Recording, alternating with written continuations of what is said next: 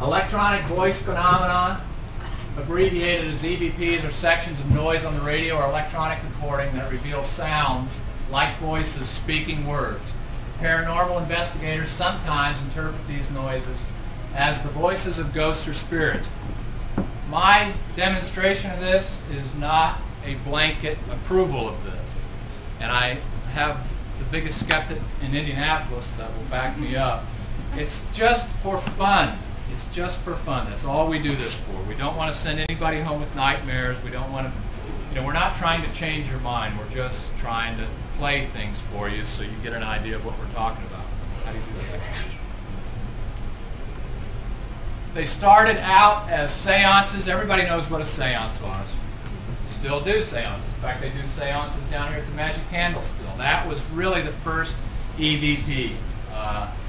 The mediums got on to, when radio came along in the first part of the 1900s, it became another useful medium for them to go and try to prove to people that ghosts are out there.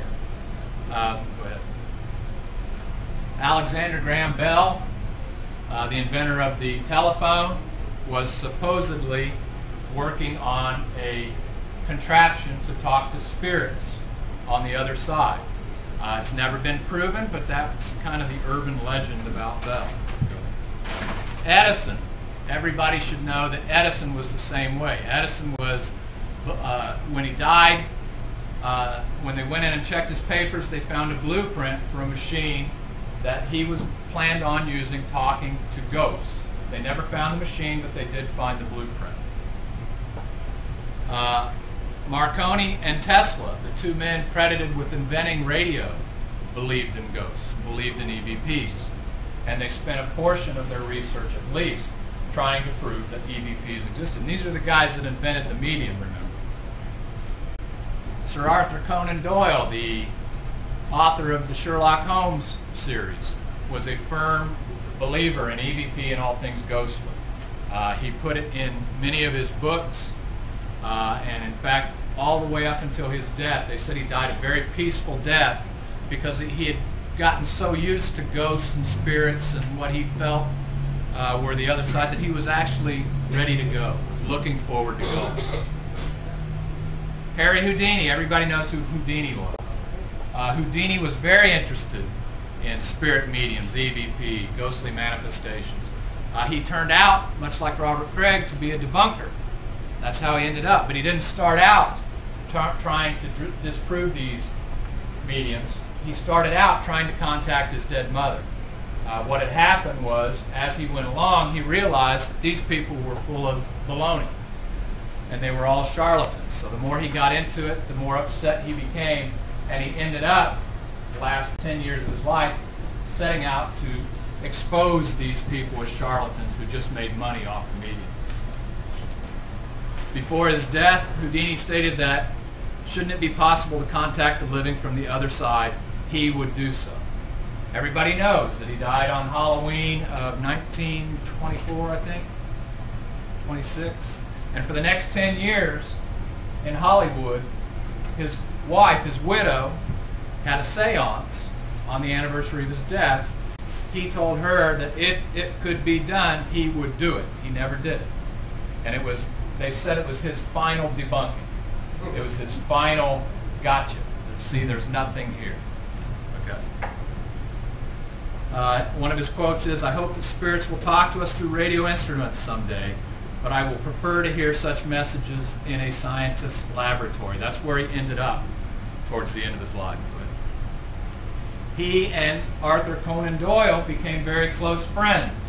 And Doyle, in one of his books, devoted an entire chapter saying that he believed Houdini was, in fact, psychic and had psychic abilities, but he just refused to admit it, which everybody here says the same thing about me. So, Einstein, one of my heroes, was a believer in EVPs.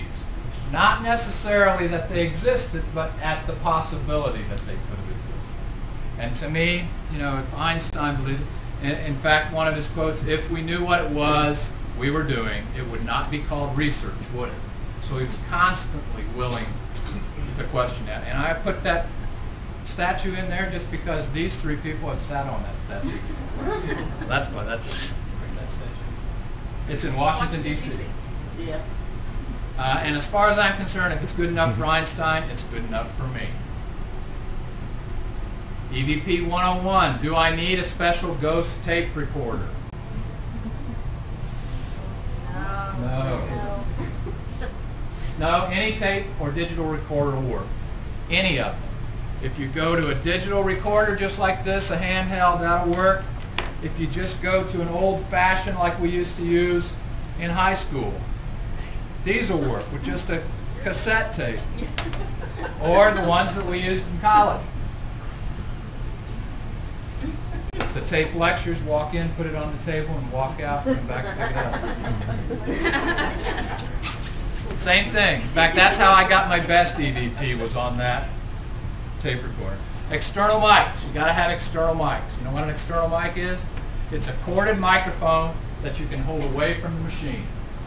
When you're out trying to do this, you do not want interference from the wheels turning inside, any kind of battery interference. So if you farther away you can hold the microphone, the more apt you are to get a clear EVP. Sound programs are available for free. You can download them for free on the internet. We've taken part in as a group because it's something different. You're going to find if you go out on these ghost hunts with us that it is hours and hours of tedium with just a few seconds of pandemonium. So during the time that you're sitting around waiting, these are the things that you can come home and listen to, put on your computer, put on your headphones, and when they come up, I guarantee when you get your first one, it's like nothing I can explain to you. It will scare the heck out of you.